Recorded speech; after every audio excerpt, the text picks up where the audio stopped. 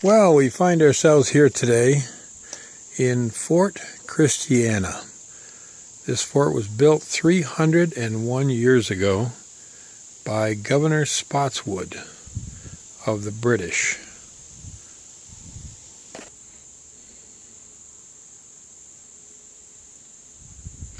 Governor Spotswood was assigned to this area by the British, and in 1714 decided to put a fort for trading and education on the far western part of civilization. So if you look right here, there is the fort.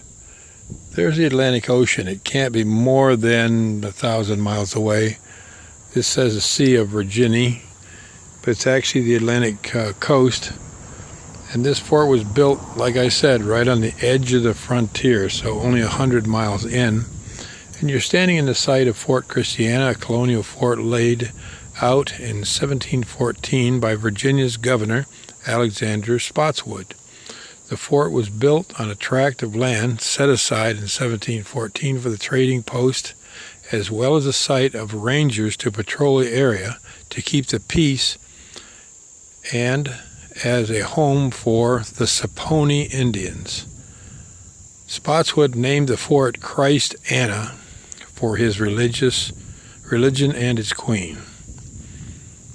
The area is now New Brunswick County, was then the frontier of the European expansion. This is as far west as they could possibly go, with settlers looking for new lands. In 1714, Governor Spotswood, concerned with the protection of these pioneers, as well as for the profit of gaining for fur trade, received a charter from the General Assembly to build a fort in the wilderness on the Maharan River, which we're standing right near.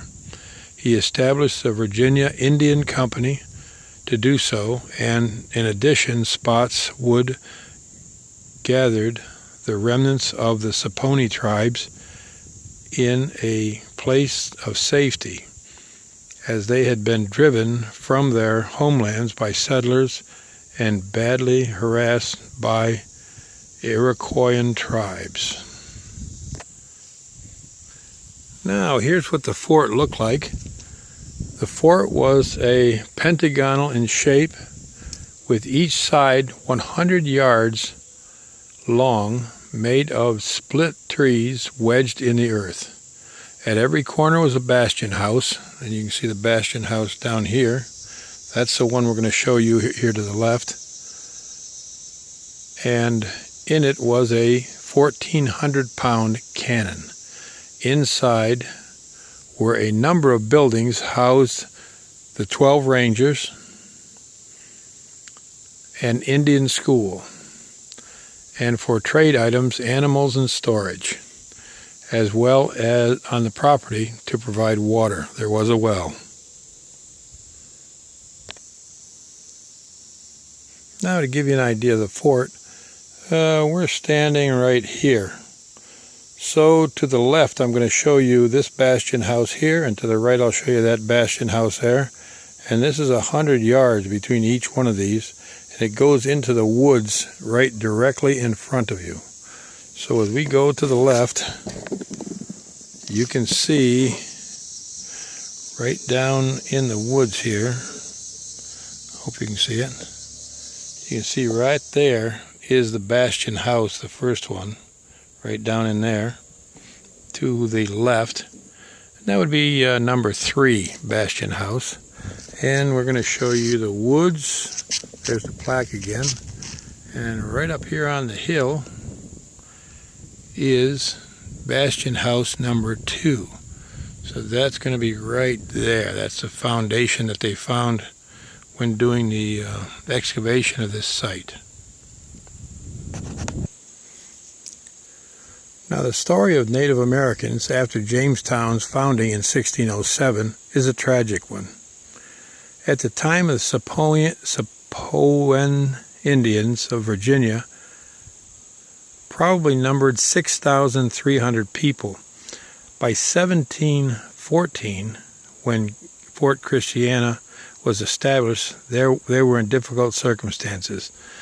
By reducing in numbers by disease, oppressed by settlers from England pushing into their interior, and harassed by more aggressive tribes, such as the Iroquois, their numbers had fallen to around 600 people, many of them old and sick. Much of their land had been lost. In 1713, however, the Saponi, Occaneechi, which we already saw the signs for them earlier, and the Totero, which we saw the signs for them, and the Stukanox tribes signed a treaty that provided them a large tract of land for homes, hunting, and trading. This land was a safe distance away from English colonists. If colonists settled too close to their land, the treaty promised tribes land further west. Fort Christiana was built within the tract of land provided these tribes by the Treaty of 1713.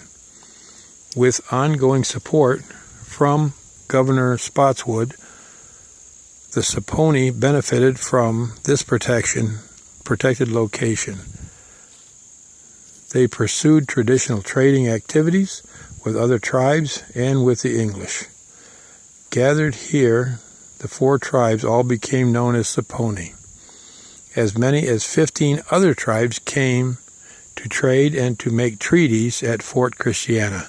Inside the fort, children of the Saponi and other tribes were educated in a European fashion and in religion at the School for Indians. This is a Saponi Epona Warrior, and he is on the warrior's path, it's called. Ahathakax elutoi. And interestingly enough, look at the tattoos that he has on his arm and his shoulder, and the medallion around his neck. The feathers on just above his ear or behind his ear would signify the nation and the tribe. But he is holding a rifle, actually, so part of those trades were for firearms. I wanted to make sure to show you this. This is a replica of the way the Saponis built their villages, but this is called a learning circle. And you can see the tree stumps in a circle with a center podium for the teacher. So you would teach in the round. But this is built right outside of this fort and is built close for protection. This is a replica of it, and they bring students and classes in for lessons about the fort and for Native Americans. But I thought it was very interesting that it was all done in the round, and if you look right about here, right in the dead center, there's a little tiny stage where the speaker would stand. I hope you can see this sign. It's got an arrow on the left and a powder horn down below. It says a short distance from the fort was an Indian village called Junkta